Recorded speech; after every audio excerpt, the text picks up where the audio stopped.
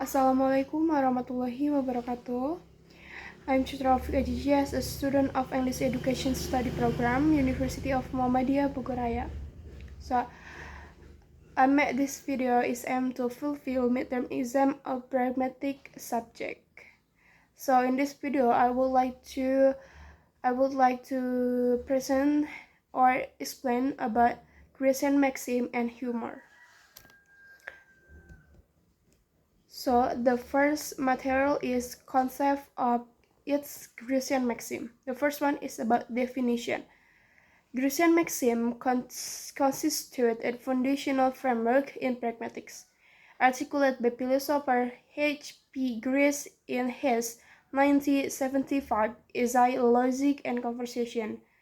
They form part of the cooperative principle which possesses make your conversation contribution such as is required at the stage at which it occurs by the exact purpose or direction of the talk exchange in which you are engaged. So, materi pertama itu konsep dari Grecian maxim itu sendiri. Yang pertama kita akan membahas definisinya. Jadi prinsip-prinsip Grecian maxim merupakan kerangka dasar dalam pragmatik yang dikemukakan oleh filsuf H.P. Grace dalam esainya tahun 1975 berjudul Logic dan Conversation. Prinsip-prinsip ini merupakan bagian dari prinsip kerjasama yang menyatakan bahwa buatlah kontribusi percakapan sedemikian rupa sehingga sesuai dengan tujuan atau arah percakapan yang sedang berlangsung pada tahap di mana kontribusi tersebut diberikan. And next material is about the four maxims as follow. There are several maxims. There are four maxims. The first one is the maxim of quantity, is where one tries to be as informative as one possible can and gives as much information as is needed and no more.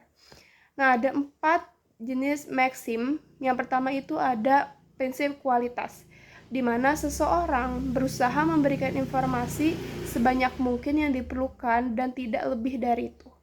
And the second one is about the maxim of quality, where one tries to be truthful and doesn't give information that is false or that is not supported by evidence.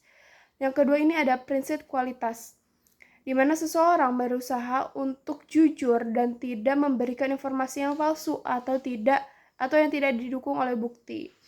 And next is the third is the maxim of relation, where one tries to be relevant and say things that are pertinent to the discussion. Yang keempat ini ada prinsip berhubungan atau relation, di mana seseorang berusaha untuk relevan dan mengatakan hal yang relevan dengan pembahasan. Dengan kata lain tidak keluar dari pembahasan.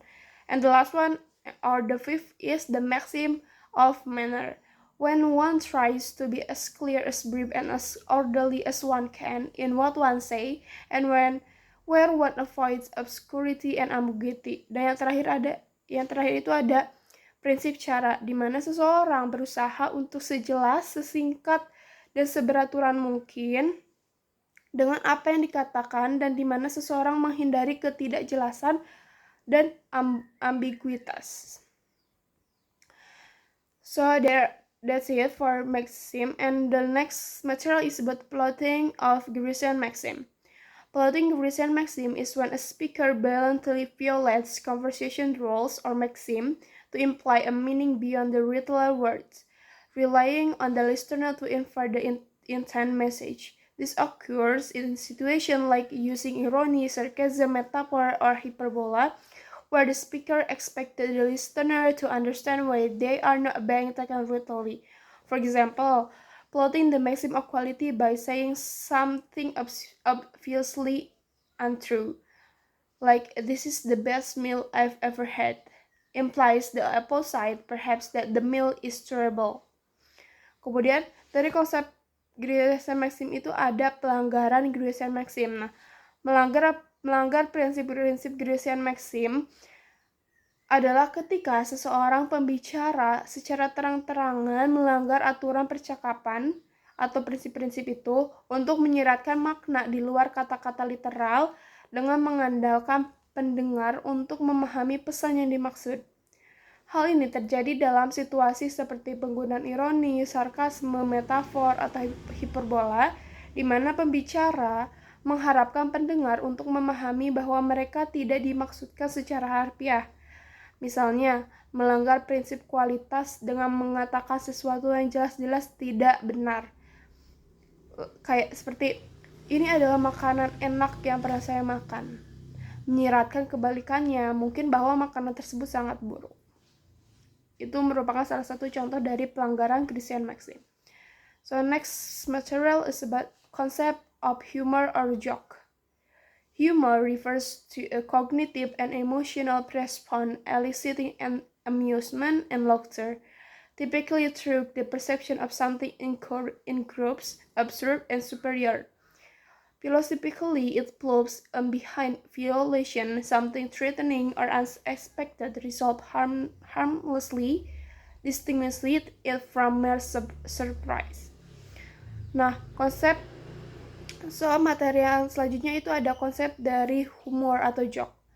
Humor merujuk pada respon kognitif dan emosional yang memicu tawa dan kegembiraan, biasanya melalui persepsi terhadap sesuatu yang tidak sesuai, absurd, atau superior. Secara filosofis, humor melibatkan pelanggaran yang tidak berbahaya, sesuatu yang mengancam atau tidak terduga diselesaikan dengan cara yang tidak membahayakan, membedakannya dari sekedar kejutan. Itu merupakan konsep dari humor atau joke. And how humor flowed Grecian maxim.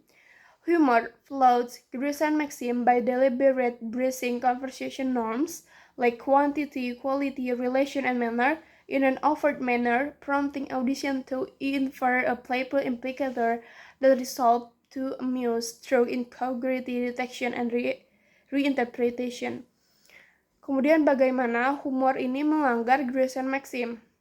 Humor melanggar prinsip-prinsip Grecian dengan sengaja melanggar norma-norma percakapan seperti kuantitas, kualitas, hubungan, ataupun manner atau cara.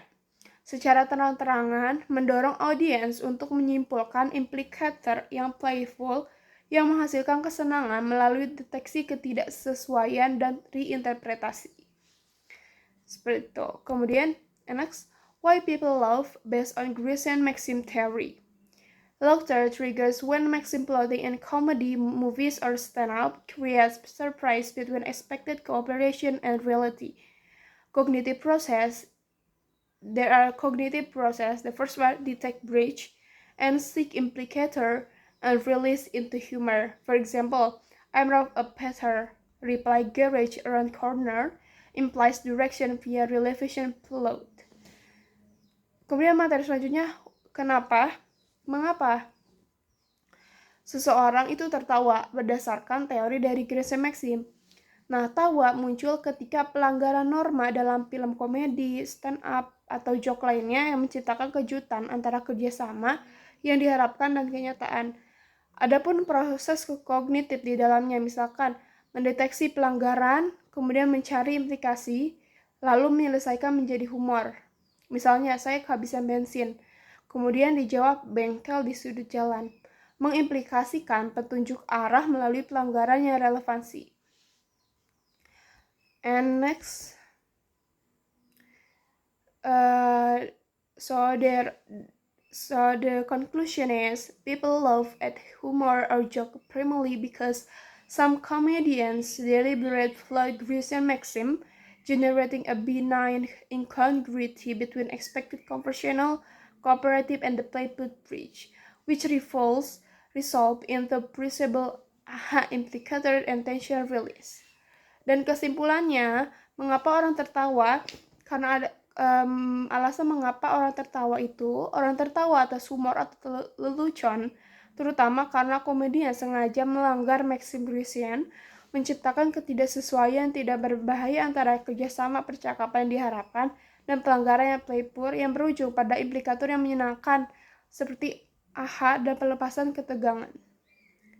Yeah, so that's all my explanation about Grecian maxim and humor and what's its relation and why people laugh based on Grecian maxim theory. So thank you for your attention. Wassalamualaikum warahmatullahi wabarakatuh.